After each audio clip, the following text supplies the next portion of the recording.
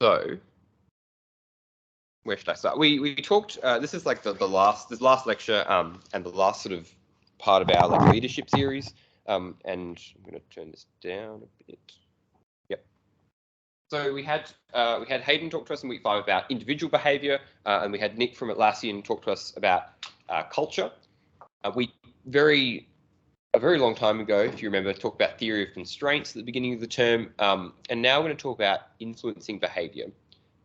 It's a topic that I think is super interesting, and even just like discussing all the stuff today of like, how do we get people to do, to comply to the event spec, or how do we get people to come to lectures, and like trying to get people to do stuff is just like one of those quite hard problems. So what I'm going to go through today is, I call it like a paradigm or a sort of framework of ways to think about how people behave and how you can change the way people behave. And I say a paradigm because this comes from a book called Bringing Out the Best in People. If you're interested in leadership, management, working with people, I think everyone should read it, even if you don't want to go down that pathway, just because it helps you better understand like yourself. It helps you understand the people around you, like in your personal life, in your professional life, and helps you become like just a better professional adult, just understanding these sorts of ideas. And that's the same thing with all of this leadership stuff, is like, we're not teaching you to be managers. We're giving you lectures about leadership so that you are a better professional person. So I hope these have been good and useful. But anyway, what was I talking about? Oh yeah, so it's a paradigm, which means that it's not the one unified string theory of everything to explain behavior. It's just like one way to think about it. Going with that physics analogy, it's like Newtonian physics, right? That's one way to think about physics, but that's not the only way. So that's why I don't want to say this is like all encompassing, but it's a good lens, I would certainly say. So what this is about reinforcement. I'm going to go through what is reinforcement, the types of reinforcement, how do you deliver reinforcement, and how does that integrate into incentives, rewards, and punishment schemes, and how that has an effect on people's behavior. So we'll start with some examples of classic incentives. These are just ones that I came up with in several different contexts. So like in a business context, you have wages and salaries, right? People get paid for their job. You might have like an annual bonus or some sort of bonus for reaching a target. If you do sales, then you might get a commission from doing a sale. Most companies have some sort of performance appraisal, which is like a quarterly or a twice a year or an annual review. Employee of the month, where every month someone's recognized as the best employee. And then these are sort of ways to reward people for good behaviors. There's also ways to punish people for bad behavior. So disciplinary procedures, whether that's being fired, taking wage cuts. I don't know if that's used as a disciplinary procedure, but there's ways to punish bad behavior. In a university context, I think about this a lot. How to get students to do stuff. Attach marks to it. It's like sugar. Here's some marks. We'll take away marks if you don't do this. Then it's like, okay, then students will definitely do that thing. So I would also hope that the activity is actually enjoyable in and of itself, and that's like intrinsically motivating. But sometimes that's a bit of a stretch. So, like there's stuff where an activity can be inherently rewarding or reinforcing. We'll talk about that. And then at home, like, if you've been a kid, or I don't know if anyone in this course has a kid. I'm not a parent, certainly, but, it's like, say, you can give your kids treat foods, lollies, junk food, whatever you want to call it, and then screen time. This is always a big one for me as a kid, and I feel like us as like the digital natives generation was like screen time became this big thing of like, oh, you can, if you don't do your homework, then you can't, go on your computer, or if you do your homework, then you get 2 hours of laptop or whatever you want to call it. So these are, classic incentives, and we often just like implement these without really thinking about how we're doing it and whether it's actually effective. So that's what we're going to go through today. Very quick recap on why do people behave the way they do? Well, we talked about this in week 5. The way human behavior has sort of 3 main aspects. There's the individual, who they are, their capability, what they can do, their personality, what they're like. The organization, which is the context in which they're working, living, eating, breathing. In our context is UNSW, software engineering, CSE. And then the situation is the specifics. I'm talking to you in a lecture theatre, you're in a classroom, you're at home cooking dinner, whatever. People behave how they've been conditioned to behave. And this is the sort of central premise of today's lecture, is that like human behavior, everything's really complex and irrational and complicated. It's like, well, yes, from a certain point of view, but also people are quite predictable and people behave how they've been conditioned to behave. Now, I don't want to sort of compare humans to animals, but it's kind of like when you train a dog and you're trying to teach the dog to sit, and you get your dog treats and you say sit, and then they do that thing, and there's like a way where you lift up the dog treat, and then they do this sit really, really cutely, and then you give them the treat. And so they learn to associate the word sit and then them doing that action with being given a dog treat. And then eventually you can just say sit, and then you don't even need the treat. It's just like intrinsically rewarding and gives them a feedback loop. So that's kind of like the way you can think about this. I'm not saying humans are dogs, but we similarly follow these patterns of behavior that generate consequences and rewards for us. Everyone's behavior makes sense from their point of view. Has anyone ever come across someone's behavior and been like, I don't understand what you were doing? It's completely irrational. You're like, why? This doesn't make sense. Most of the time, maybe accepting a couple of specific cases, but most of the time, everyone's behavior makes sense from their point of view. I see this happen a lot with students where I'm like, why would you do that? And I'm like, I understand why you did that, because I sort of understand, it's like their perspective, but it wasn't sort of it wasn't necessarily rational to me, but it might have been rational to them. And this is important to understand, because if you want to be able to change people's behavior, the first step is to understand, maybe why they're doing it in the first place. So behavior, we can talk about being a function of its consequences. And what I mean by this is it's a sort of a feedback loop where you have, here's your f of x behavior, that generates consequences, and then that feeds back into whether the behavior happens again. And what I mean by this is people do what they do because of what happens to them when they do it, right? When I turn the light on, or I turn the light switch on, the light comes on. I'm like, okay, well, whenever I turn the light switch on, the light comes on. That's why I turn the light switch on. I don't do it just for fun, just sit there tapping the thing. And performance, when it comes to talking about performance, measuring performance, dealing with people's performance, it's about what happens every single day. And you start to think that some of the incentives and some of the schemes for influencing people, we talk about things being annual and quarterly and monthly. And the reality is that if you want to influence people's behavior, this has to happen on a hourly, secondly, minutely basis. So behavioral consequences, as we said, are the things and events which follow a behavior and change the probability that a behavior will be repeated in the future.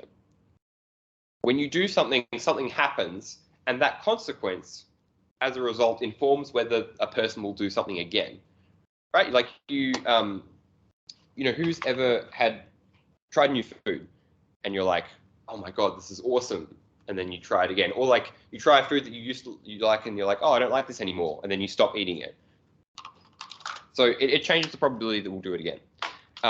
Now, most of the behavioral consequences we encounter, we don't really think about. Again, like you don't really think about turning on the light, you just do it. But it's a feedback loop, and it's a consequence which will inform how you behave in the future. So how to influence behavior?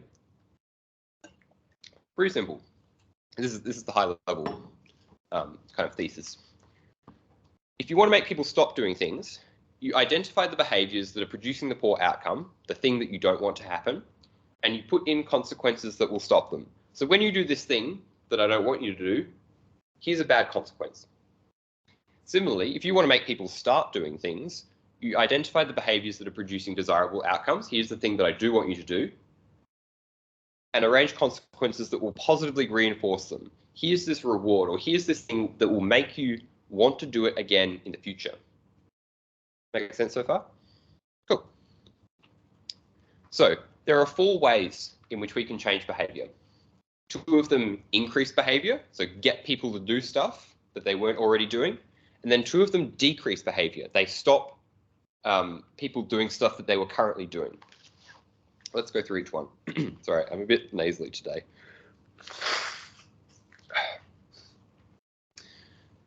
The first one is positive reinforcement. Here's an example of that.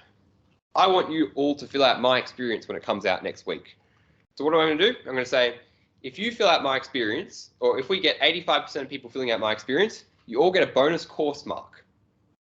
I need to double check this with Fethy because I haven't asked him yet, but it should be fine. Bonus 5. Bonus? No, I'm not giving you bonus 5. Then I'm not going to fill it out. Okay, that's on you. Yeah, you're lost.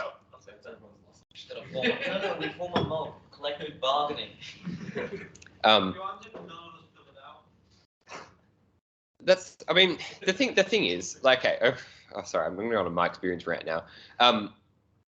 It's useful for us, it's useful for the uni to know how good or bad, because we rewrote everything this term, so we want to know, like most courses these days, I'm like, yeah, I know what my experience is going to say, you know, in week 1, just because well, maybe not week 1, but like it's very easy to predict how things have gone, whereas this is like completely new.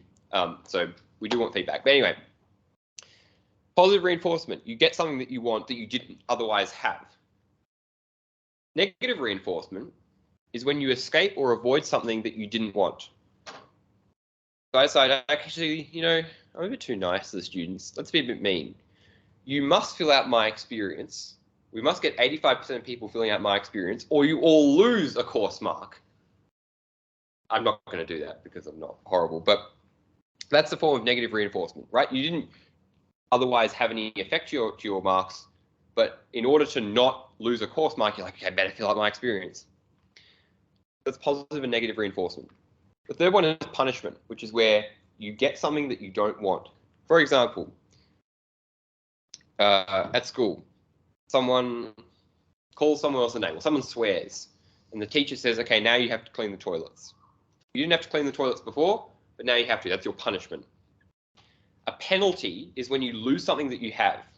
Again, back to our parenting example, classic.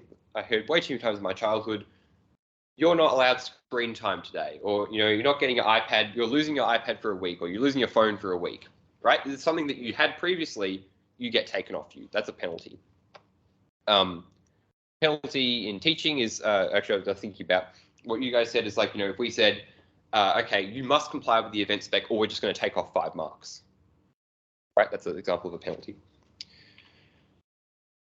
That's the 4 ways we can change it. And we'll talk about each of those. Now, I've kind of been alluding to this already, but human behavior you can think of as essentially given, when, then, right? There's an antecedent, a situation which precedes an action. There's a behavior, which is the action itself. And then there's a consequence, which is the outcome of the action. And that will be a reinforcer. Now, that might be a positive reinforcer, or it might be a punisher. And again, this is just given, when, then. Given this situation, when I do this, then this happens. And this is at the center of how we think about influencing behavior. Now, there's a difference between someone who can't do something and someone who won't do something. Someone who can't do something is like, I literally have no clue how to do this. It's not a motivational problem, it's a training problem. And you know, not that you'd ever actually do this, right? But it's like the classic thing is like, well, if you held a gun to their head and then said, do this, and if they still couldn't do it, it's like they literally can't do it. It's not a motivational problem. Otherwise, it is. Another good tell is like if someone did something correctly in the past, but they're not doing any more, it's like they know how to do it, just that they probably don't want to do it. So that's just an interesting distinction there. So when it comes to a reinforcer, any sort of consequence that you want to implement as a way to influence behavior, there are 3 dimensions or aspects to think about. The first of those is it being positive or negative. We've kind of alluded to this already. Positive, good from the perspective of the performer. The performer is the person doing the action. If you want someone to do something and you say, okay, I want to positively reinforce that, and you know, like you want them to, like, let's say, what's a good example?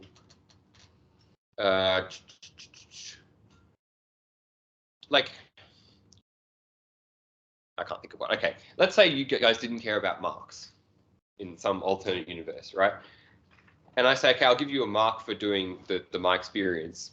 It's like, well, I don't really care about marks, so that's not a positive reinforcer in that case. Similarly, sometimes you might think something is a positive reinforcer for someone, but it's actually a negative reinforcer. So then you're saying, oh, do this thing, and then you'll get this reward. And now it's like, okay, I better not do this thing because I don't want that to happen. Positive or negative.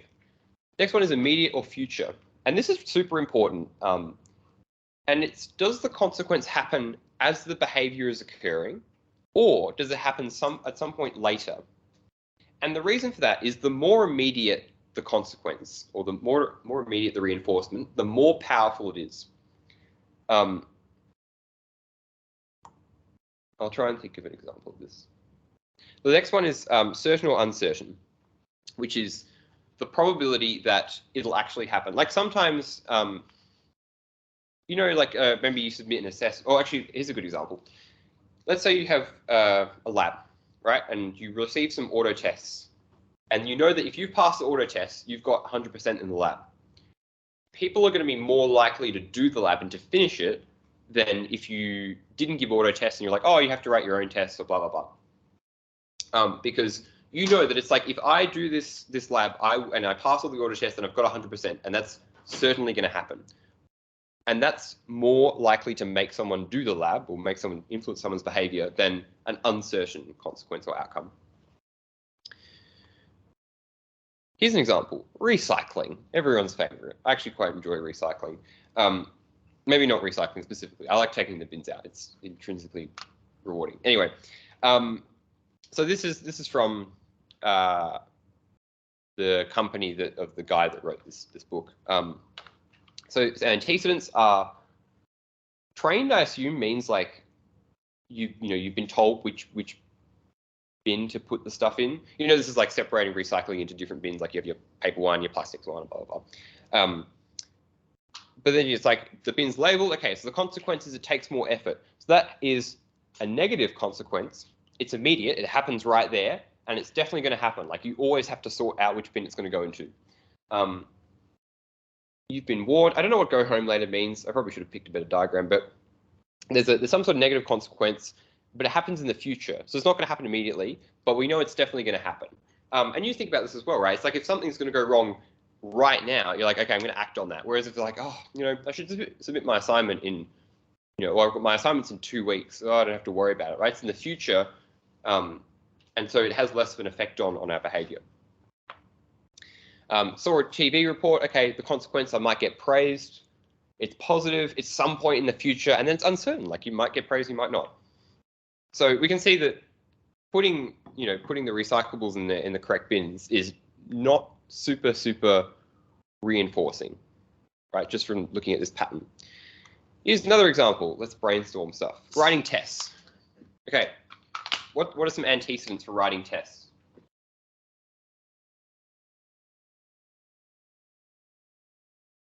Good practice, You know your code works. If you pass the test, You know your code works. I would call that a consequence.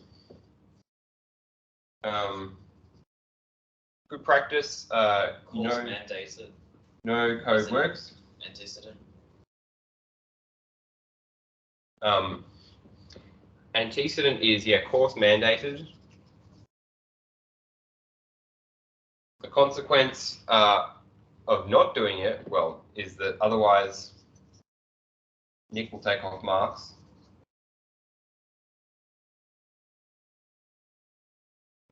Okay, and this is positive or negative, immediate or future, certain or uncertain. Know your code works. What are some other consequences? You don't have to deal with broken code in the future, right?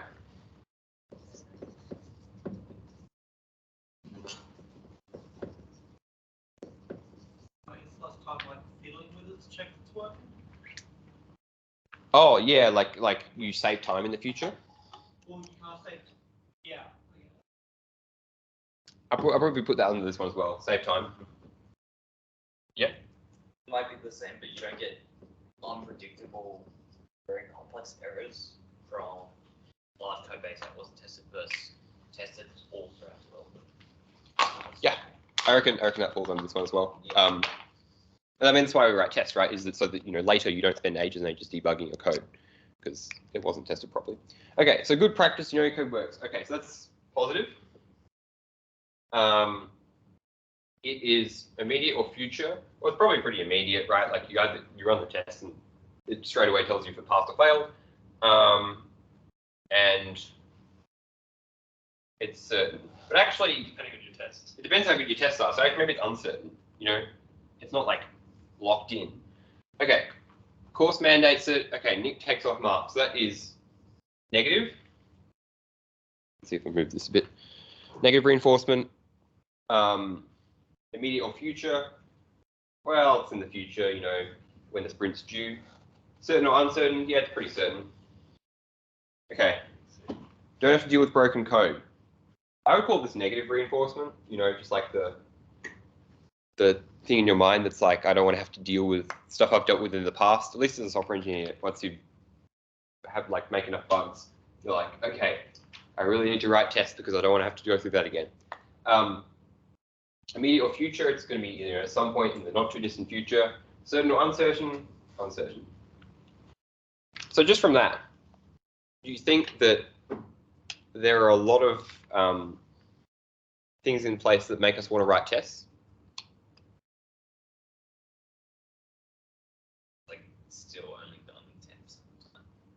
Yeah, people aren't. They're not like I mean, this is a good thing, a good example, right? Is like none of these consequences are they're still consequences, but they're not positive, immediate, and certain. And that's what we want when we implement schemes to influence behavior. And some of these are, most of them are negative, most of them are in the future, and most of them are uncertain. So maybe not the best.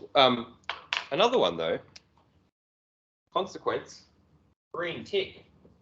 We love a green tick.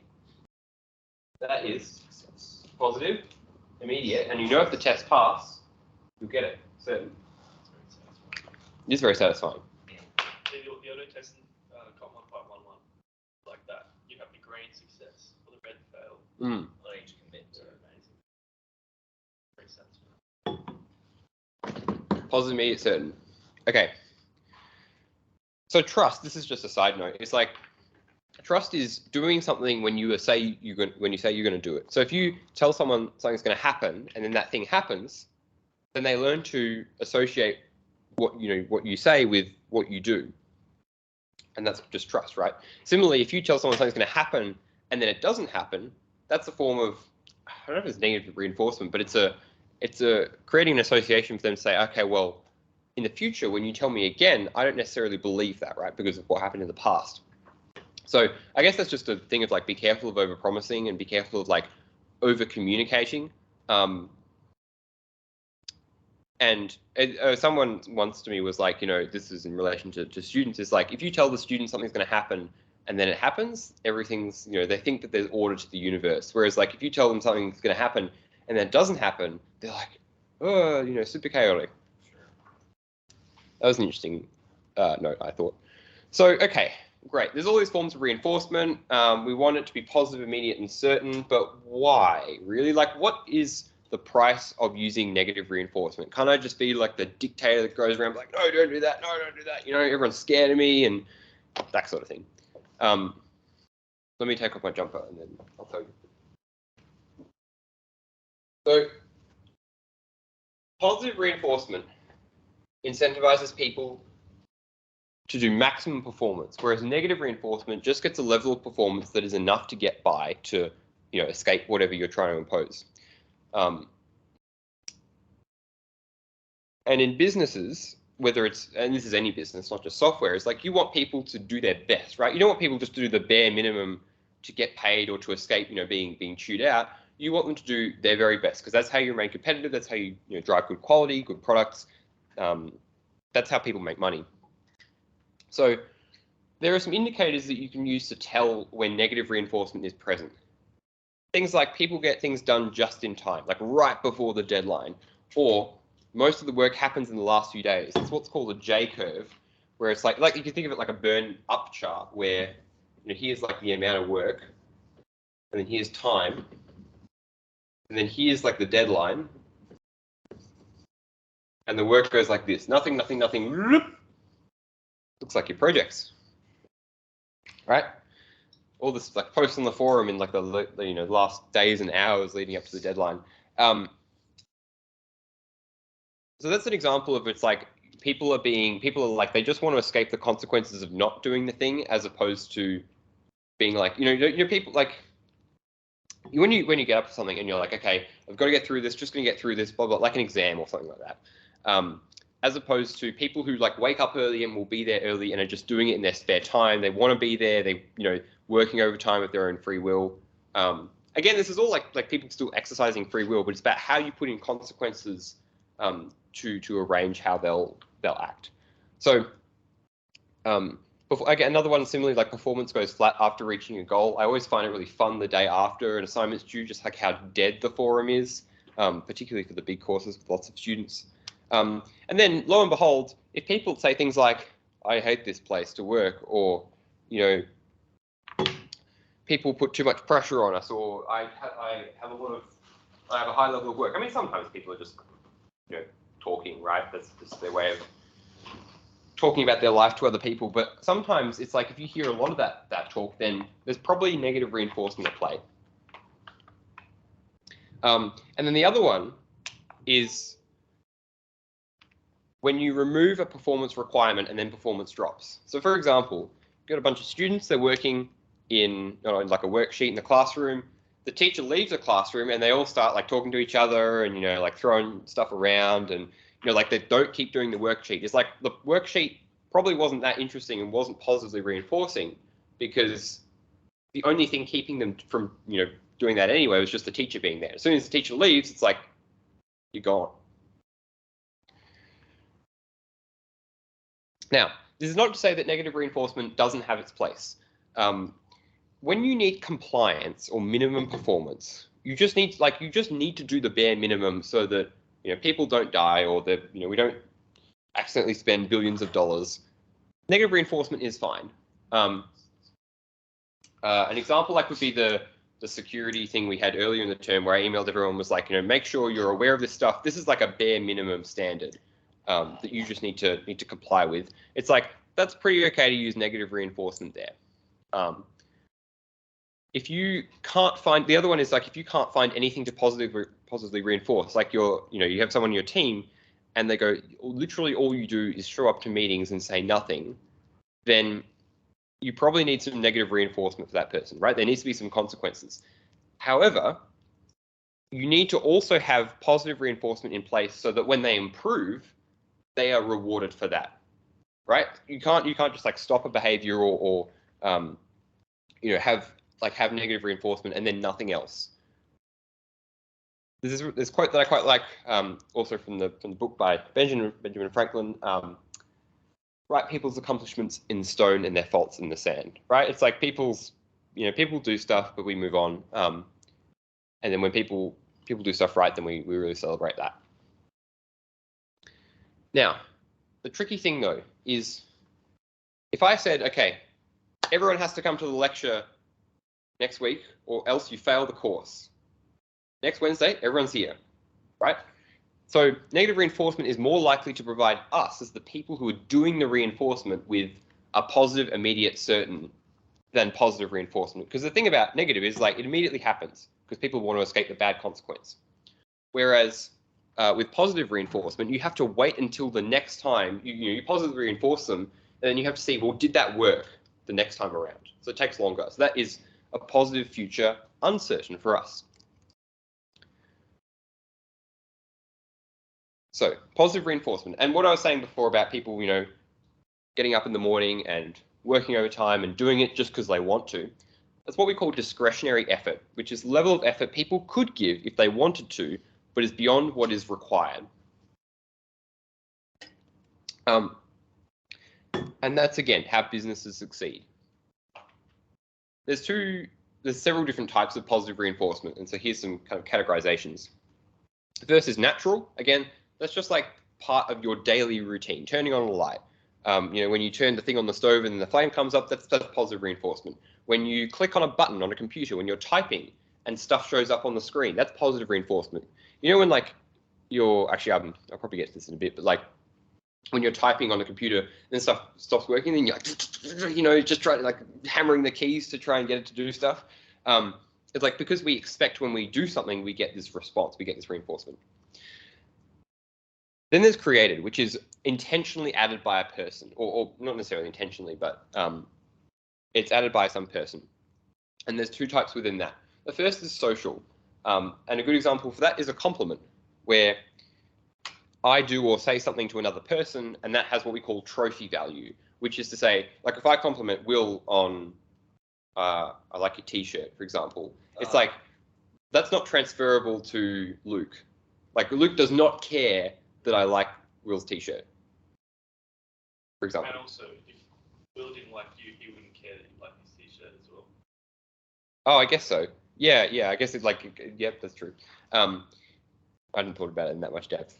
But it has trophy, like it's like a trophy. A trophy, you can't go and sell the trophy. Maybe some you can, I guess, but like you don't generally go and sell the trophy. It's sentimental value to you. Yes. I'll sell this t-shirt on eBay. Yeah. Nick's favorite shooting shirt.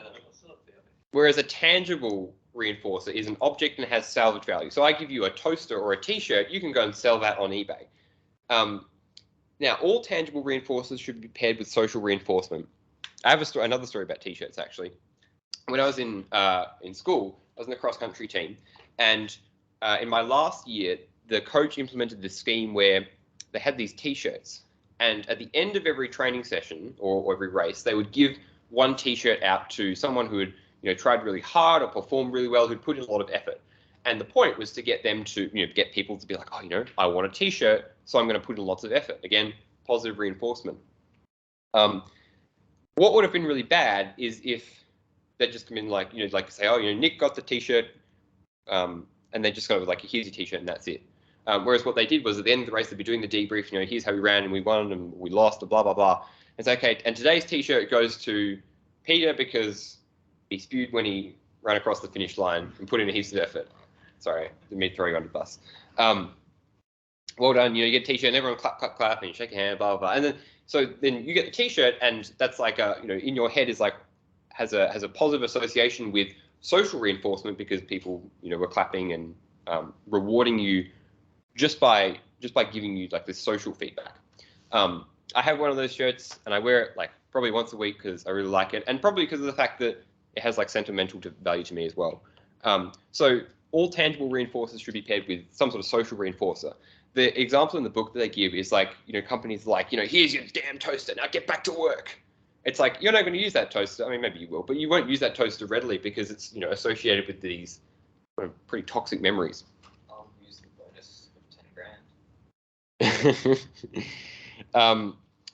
When it comes to finding reinforcers for people, it's quite hard because the thing is like you can't apply the same sort of formula to everyone because, as we talked about, everyone's different, everyone's unique, and that's awesome.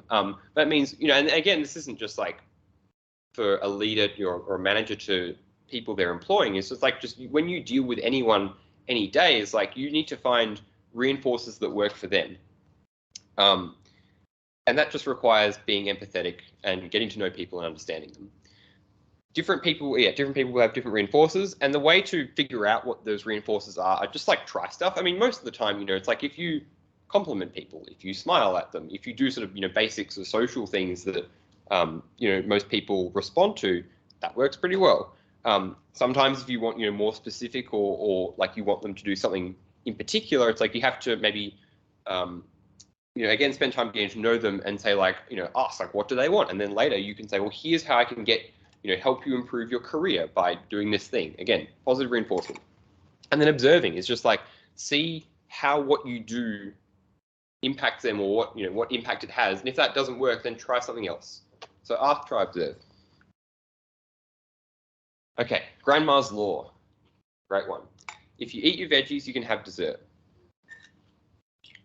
The very common technique in positive reinforcement is pairing actions that aren't intrinsically reinforcing with ones that are. Again, this, the example here is like, if you eat your veggies, you can have dessert. Pretty classic, thing at home for kids. Another example at home is like, if you eat your veggies, my family was always like, you have to eat all the meat on your plate in order to get dessert, which meant that only now I'm learning to eat veggies, which is heaps of fun. And then it would be things like, you've got to do your homework, and then you can have, an hour of screen time or, hour of phone or whatever. Same thing. At companies, they do the example they give in the book is they say you have to reach a certain target. And if you do that within the week, like if you do that on a Thursday, you can spend the rest of the week working on your own like vitality initiatives, like quality improvement projects, and that sort of thing. And what they found was that people were just like working super hard. They're like, I want to get this stuff done so I can work on my little pet project on a Friday. And they were, working overtime. They were just like doing stuff because they really wanted to be able to work on their personal project. And that's all through positive reinforcement. So some sources of positive reinforcement. There's work-related, peer, and management-related. These aren't too hard to get your head around. Work-related is when we arrange a task so that reinforcement is automatically associated with the task.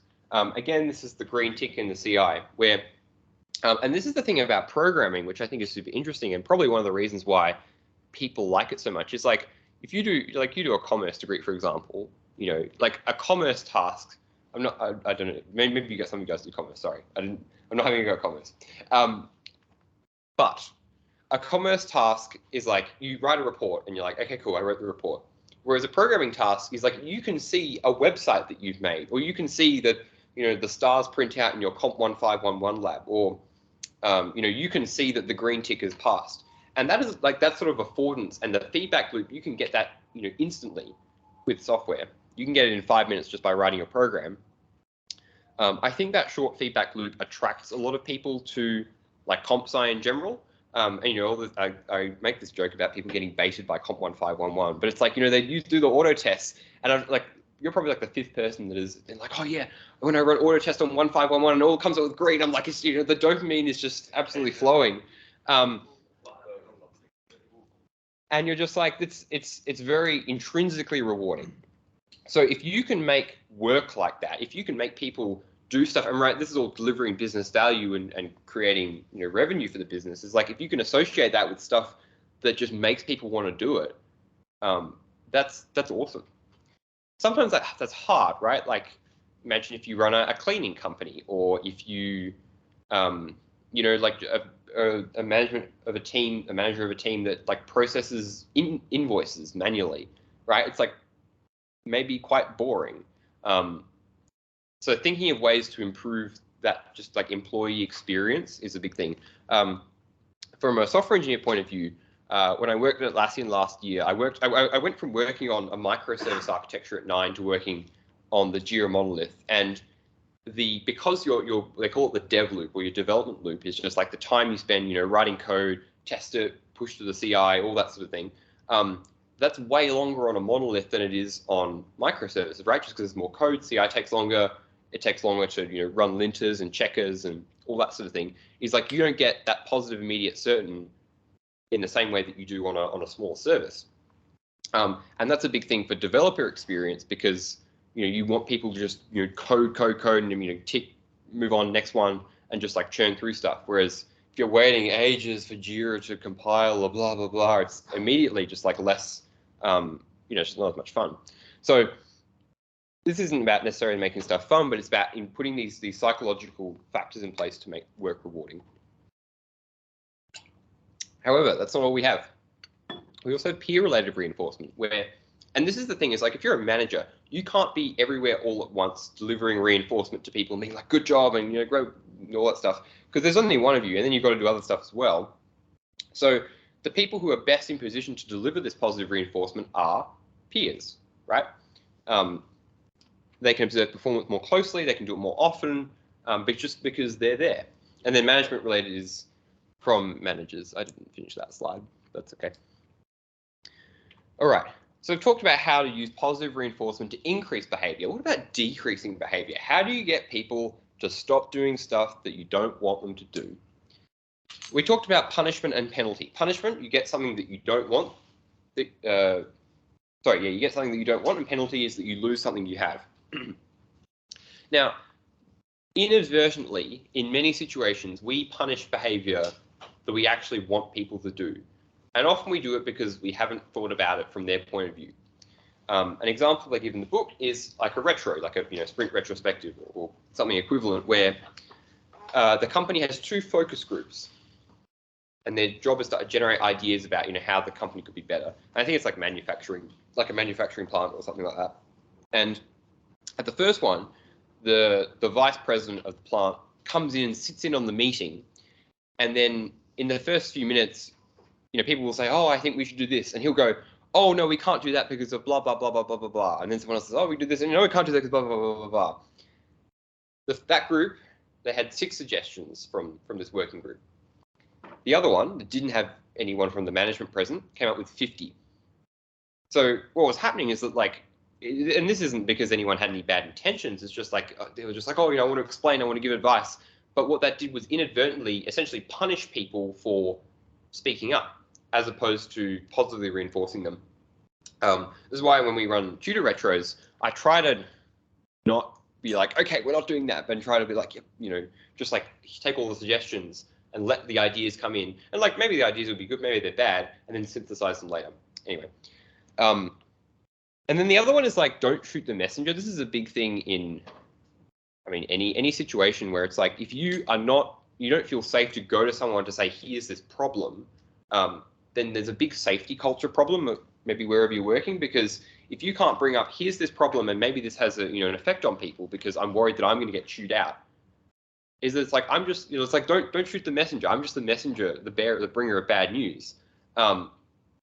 That's again speaks to more systemic sort of cultural problems in organizations, but we don't essentially want to punish or penalize behavior that we actually really want to positively reinforce. Now, when you do punish someone, delayed punishment, similarly as we talked about with reinforcement, is like, that's if you do something bad, and then 5 minutes later you go, "Okay, cool, I moved on with my life," and then a week later or a month later or a year later, the consequences come in, that won't be as effective as you do something bad and you immediately receive the punishment. Similarly, if a behavior is punished, it should be paired with a positively reinforced behavior, because punishment makes you stop doing stuff, right? You want people to start doing good stuff in place of that bad behavior. So all the good stuff needs to be positively reinforced. And then the last, just a minor point, is like recovery when an old behavior resurfaces. An example, people who are addicted to alcohol and drugs, there's relapses and that sort of thing. Okay, extinction. This is one of my favorite parts. Is like, you can influence behavior by doing nothing.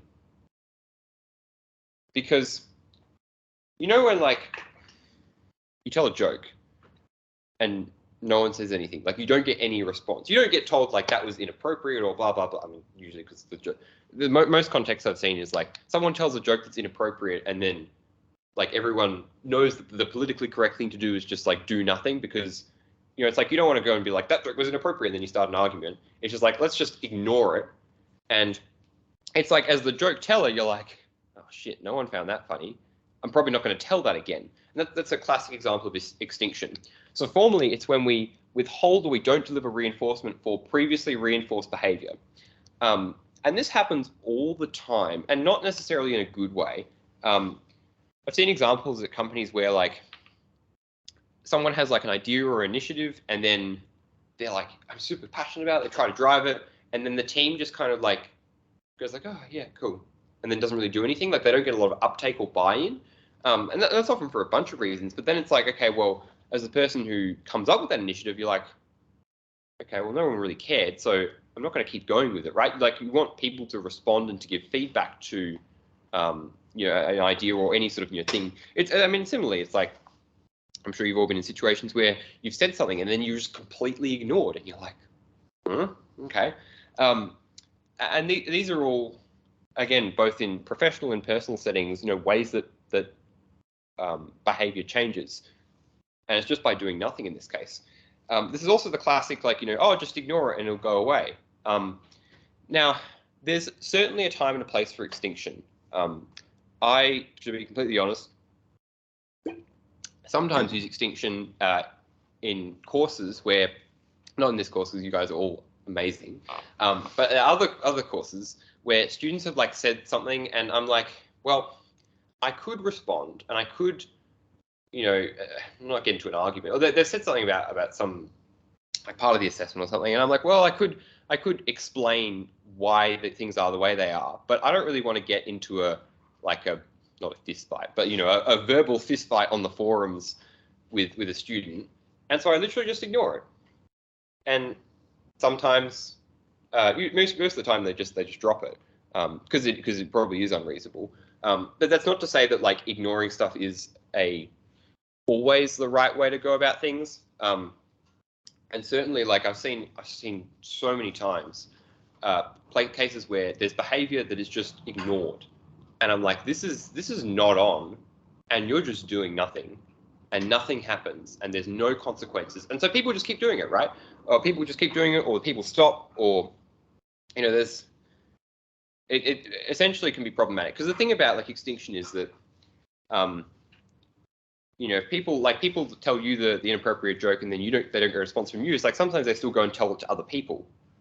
So again, that's just an example, but time and a place, like everything. So some signs of extinction. Extinction burst. Again, this is like when when your computer dies. I have this problem. This computer's getting a bit old. And sometimes it dies, and then I'll like press it to try and turn it on, and it does nothing, and then I'll just like press, like that will actually do anything, which it never does. And similar thing with the lift button, where it's like you press it and it doesn't work, and you keep pressing it, you get this sudden burst of behavior to try and like see if it works as a last resort, and then you're just like, okay, I give up. The example they give in the book is I think it's like, the author goes to babysit some like friend's child, and the child is like he's like, the parents are like, this kid has to watch half an hour of Elmo before going to bed, and like you put him to bed and then he'll like start wailing and you're like, okay, we have to show him Elmo and then he'll go to bed. And the author's like, no, I'm not having any of this. So he puts the kid to bed, and then sure enough the kid starts wailing, and then he just doesn't do anything, and then he just says, okay, the kid stops. And then it starts again, and it becomes more, emotional and erratic. And at most points, parents get worried, right? And then they go in and they give the kid exactly what they want, which is to get attention. And then, it all like, starts up again because it's been positively reinforced. And then eventually, after ignoring for a period of time, they've gone through this extinction burst where they've been super emotional, they've been a bit erratic. And then every so often there's like a resurgence, just like test to see if it'll work again, and then it stops. And I think in the story the kid went to sleep. But again, this is pretty normal, like human behavior that happens all the time. And this is a sign that a behavior is becoming extinct. Okay, that's the bulk of the theory. These are kind of, we've talked about most of these throughout, but here are some errors when it comes to delivering reinforcement. First of those, perception. We talked about that. Just because you find something reinforcing or rewarding doesn't mean the person that you're trying to influence their behavior doesn't mean they'll find it the same way. So we need to be empathetic. We need to think about it from their perspective. It has to be contingent. It can't be like, I was going to bring lollies to the lecture today to illustrate this better, but I forgot. But I say, if you come to the lecture, then you'll get lollies. Well, people are like, well, I can get lollies, I can go down to Kmart, Coles and buy some. And it's like, it's not contingent. So it has to be if and only if the desired behavior, then I get the reinforcement or I get the reward. Like if and only if we get to 85% of my experience, then everyone in the course gets a bonus mark. It can't be just like, you can also get a bonus mark on the course by, I don't know, doing your blog for this week, for example. Then there's delay. We talked about that. Again, optimal reinforcement is immediate and not in the future. It also has to happen frequently, where like you can't go, I tried reinforcing this person and it didn't work. It's like, well, you got to try it and then you do it again and again and again. It's got to be frequent. It's got to be repetitive. Another thing, this is again a sort of trick of Mother Nature, is the 5-to-1 rule, which is to say that, and you probably, many of you have heard this before, is like if I, give 5 positive remarks and then I give 1 negative remark, that's the same equivalency, right? Like 1 negative, it takes 5 positive remarks to make up for 1 negative remark, just sort of in a person's emotional affect. So in any sort of situation, it's like, think about what's your ratio of positive to negative reinforcers or positive to negative remarks, because it's like, well, if you have a 3-to-1 or 2-to-1 or a 4-to-1 or like, 1-to-2, right? For every 1 positive remark, you're making 2 negative remarks. And so, well, probably your like emotional effect on people isn't that great. So that's another thing to consider. This next one, another favorite of mine. You're trying to compliment someone on something, or you're trying to deliver reinforcement, and you say, okay, let's say I'm looking at a student's code, and like, I thought your style was great, it's very cleanly written, it's good, blah blah blah, but it's not correct, or it didn't pass the auto test.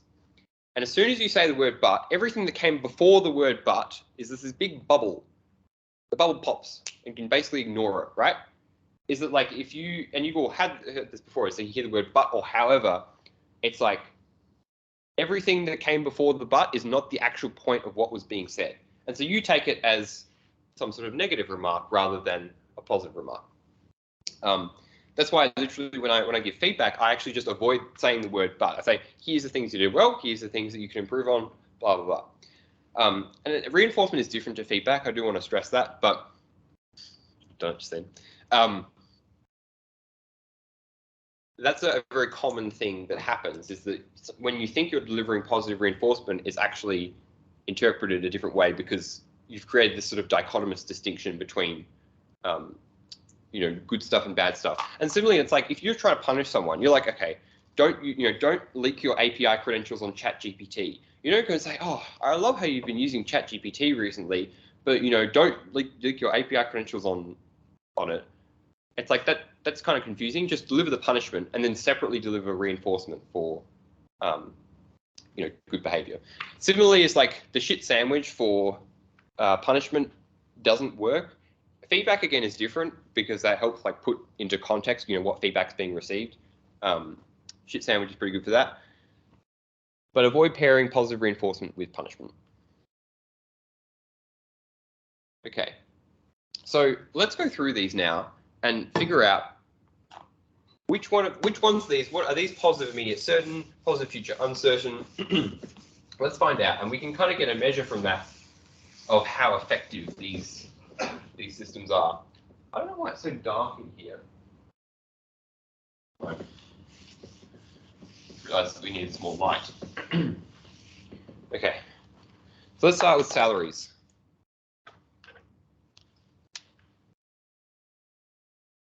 What do we think? Positive? Yeah.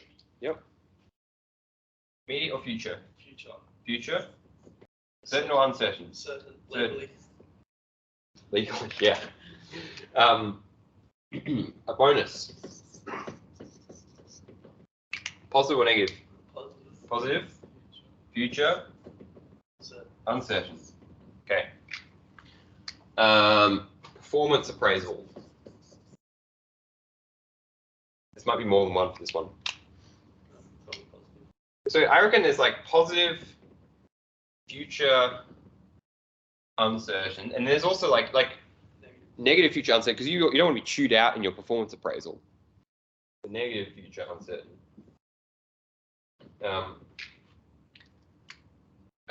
Employee of the month.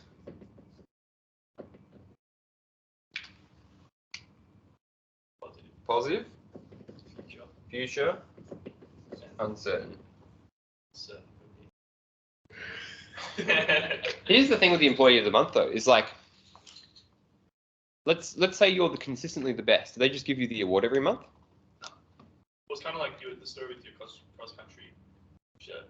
Because I'd assume there's that one kid who does that's like just naturally very, very good. Yeah. Always wins. If they go with him every time, it's not very fair. But it's not the best and fair. Like they don't just get a million shirts. Yeah. Right. It's like once you've got a shirt, then you're not eligible to get another shirt. Okay. What I mean by that though is like, because the thing that's different between the cross country and the employee of the month is that it's not like you have a limited number of shirts, right? So I don't think I said it here. Maybe I think I was putting these together yesterday and I thought I wrote it down.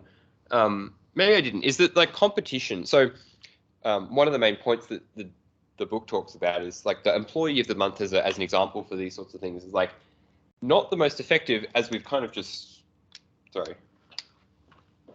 Positive. Okay, well, the positive future uncertain.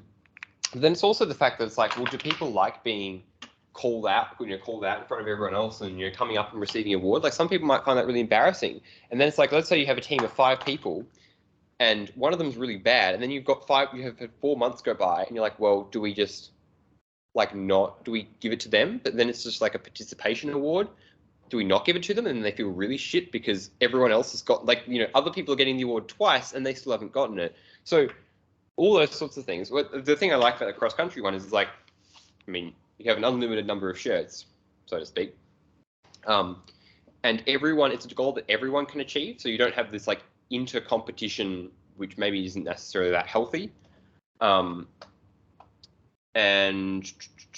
it's like, that if it's positive, maybe it is like, maybe it doesn't happen in this race, but it should eventually happen if you put in enough effort. And it's reasonably immediate and reasonably certain. Probably it's future actually, but you get the point. We're still going. Okay. Disciplinary procedures.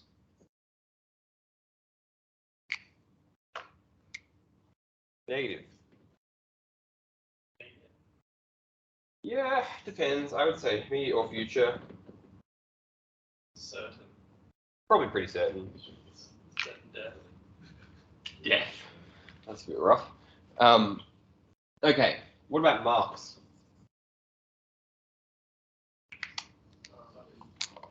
Positive, I guess. Yeah, given marks. Yeah. Interesting. I'd say a mix of both. Also negative. What if it's Immediate or future? Sorry? What if I neither like it nor dislike it? 50. And that's pass. I don't know. Well, it could be either. Future? It could be either. Sometimes you have like tests. Yeah. Auto tests. Yeah, it's like I've secured those marks. Yeah. Most of the time it's future though. Like at least not in like.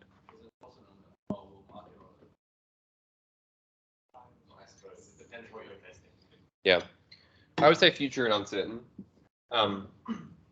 Some things, that's why labs, people like, at least in the first few weeks, are like very, like everyone's really concentrated on labs because they're positive, immediate, certain. It's like you do it, you get the marks, it's pretty easy. And then the 25% assignment comes looming, you kind of forget about the labs in the later weeks. But anyway, activity is fun, positive, immediate, certain. And we can skip the other two. Cool. So again, this is just like a lens to look at stuff. None of you are executive managers in companies unless you are. Okay. If you are, then food for thought. If you're not, also food for thought.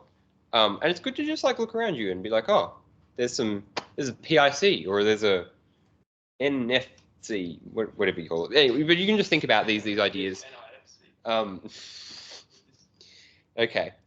The last thing, the book makes an interesting, this was written in like the early 2000s and talks about the Nintendo generation, which is like the like the one before our generation, the millennials. And they're like, oh, why do we do all this reinforcement stuff? Back in my day, everyone just did their job. The first thing is it's probably BS. Like there were problems then, there are problems now. Like, things change, but then things also don't change in a certain way. At the end of the day, we are conditioned to behave the way we do. And you think about, I've talked about screen time and stuff growing up, but it's like our generation and definitely the generation that are coming after us, it's like we've been very, very heavily conditioned by technology in around reinforcement. So like think about how many reinforcers you get when you're playing a computer game, when you're watching YouTube, when you're on TikTok, right? There's this very, very short feedback loop that is, if you think about it, like positive, immediate, certain. And then it's like, you know, it's no wonder why kids have trouble concentrating in class. Like you think about the amount of reinforcers they get in a classroom environment to the amount of reinforcers they get when playing a computer game.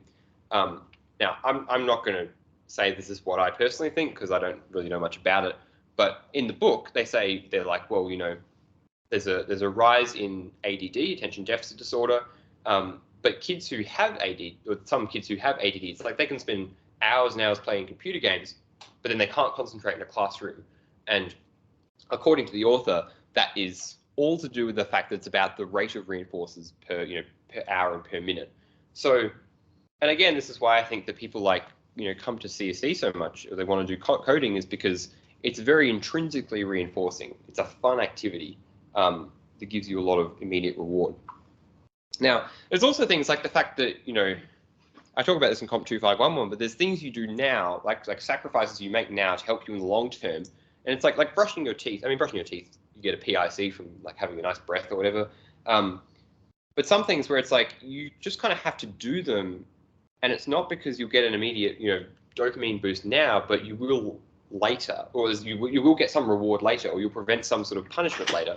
So that's a hard problem as well. It's like, how do you deal with the things, how do you get people to do the things that aren't immediately reinforcing? Like, I think that, the fact that people don't really come to lectures a whole lot, or some people don't come to lectures a whole lot, is going to, like, they'll graduate and they'll get a job and they'll be fine, but then they just like won't know as much and they won't be as capable, people, and that will affect them in the long run. So we talk a lot in teaching about like helping the students' future selves.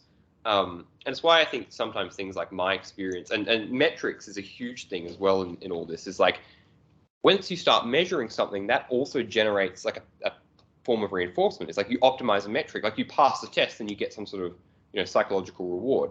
So it's like my experience as a metric is like all you're measuring is how happy the students were about the course now. It's like, well, what about later? And that's really hard to measure. I'm not saying it's easy. I'm not saying I have a plan for it, but these are all things to think about. So yeah, food for thought. I hope you found this interesting and valuable.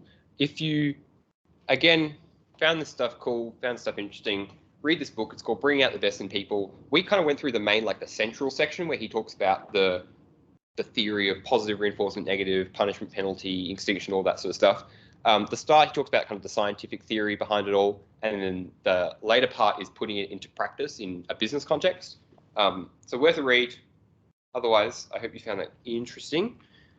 And that's it. That's the last lecture. Are there any questions? Cool. Okay. Did anyone? No one joined us online, which is sad because the thing didn't work. But that's okay. I'll see if, let me just see if anyone's on the forum. It's been like, I can't access the lecture. Oh, sorry. It's rough. Okay. I'll post the recording. Cool. If there's no other questions, then we can wrap it there. Otherwise, I'll be sticking around. If you want to chat. Yeah, I had a few questions about. We were talking to our tutor about kind of what our front end's going to do. Oh yeah. And she basically, our kind of idea originally was we're going to take the weather data we import and the disease data that another team imports. Yep. And basically make almost like a trip planner. So if someone goes, I want to go from A to B, we go, okay, well, it's going to be raining here. So bring an umbrella, and also there's been diseases over here. So be careful, kind of thing. Mm-hmm. And kind of what she said to us was that, sure, you're using two importation data, but you're not actually correlating in any way. If someone wanted to know weather data, they can use that and just take it. Or if they wanted just the disease data, they can use it and take it. Yeah. You're actually saying, okay, it was raining and there was a spike in people getting the cold there, and that's a result of that. So we decided to change it more to like almost using like a heat map. So we make a heat map where we're like, these places it's it's raining, and there was a lot of people got a cold there, for example. And then it kind of lets the user decide, kind of come to conclusions on whether there's a correlation there. Do you think that works? I guess so. So, I mean, here's your like it depends on what problem you're trying to solve. Like, if you're just trying to make an app for people who are going traveling, and then you can say, here's the weather, is there a disease outbreak here? And then, like you say, they can sort of do the correlation thing on their own. Yeah. But then it's like, those bits of information are useful no matter what. Like the disease, like if there's an outbreak of COVID, in your term 1 holiday destination, then maybe best not to go there. So like, I would step back and think about, like, we're not making you do anything. It's like, you've just got to figure out what value are you delivering, what problem are you solving, how are you helping people's lives or giving them something that they didn't otherwise have. I think the point that she was trying to make is kind of that when you do that, like just get weather data and just get disease data, you have 2 business values now.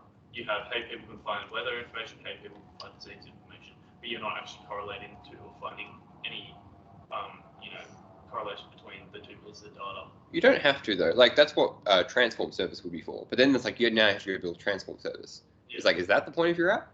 Or, like, because that falls under the wider umbrella of giving people information about the trip that they're going to have.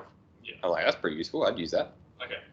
So we can kind of, but then if we were to say, here's weather data, here's disease data, does that mean our business proposition would be using our UI, users would find weather data and find disease data, and they can find correlations between them as well? I guess so, but then it's like, is like, if I'm going traveling in the holidays, and I'm thinking, like, I want to use your app.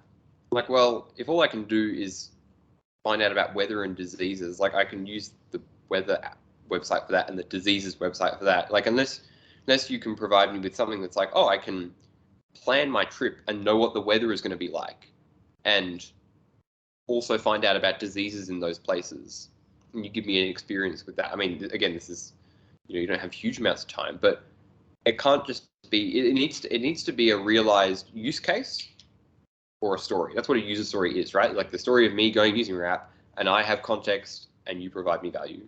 Yeah.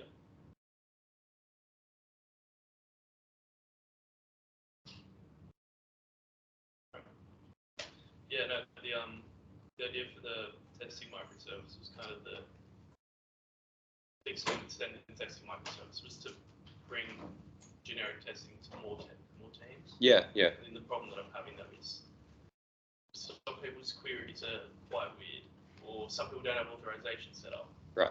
Or, yeah. I think I can figure it out. It should be fine. Yeah. We'll see. That sounds good. Yeah. Cool. Sorry, that was all recorded, by the way. If you don't, like, you okay? Yeah. I don't know who watches these, but if you do, then thank you. Thank you very much.